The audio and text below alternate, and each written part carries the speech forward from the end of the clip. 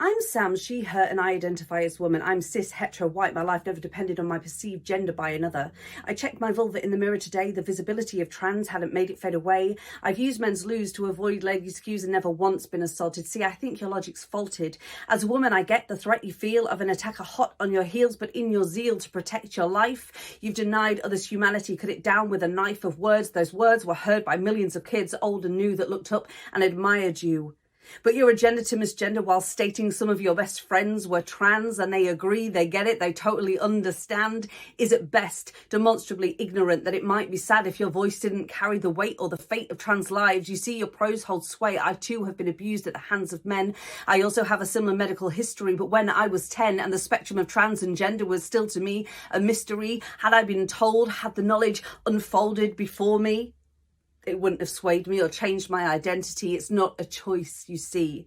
And holding up your allyship, your membership card as a misfit doesn't mean you get to slip bigoted rhetoric underneath the table you built of erudite references and claim you'd march if women and men you'd think you'd been coerced to turn their bodies against biology were under threat if, you say, like trans people aren't being murdered every day. Your ideology makes me think you've been smoking what you've grown in herbology.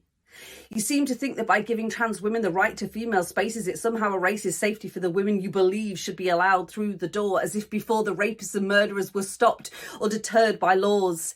It saddens and maddens me you're held up as a beacon for the free, but you're blinded by your history. Can't see the harm you do by being so preoccupied by changing rooms and loos. You talk about people joining dots in their heads when you liked questionable tweets, but you don't see the fire of hatred you stoke turning up the heat by putting trans and sex criminals in the same line. Can't see it's only a matter of time before the dots in people's heads turn out to be counted by trans bodies that turn up dead.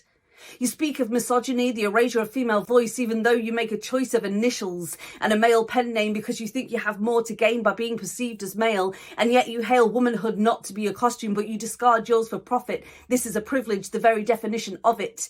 You play with gender to keep your balance heavy in the red, all while penning thousands more words that scream, I said what I said.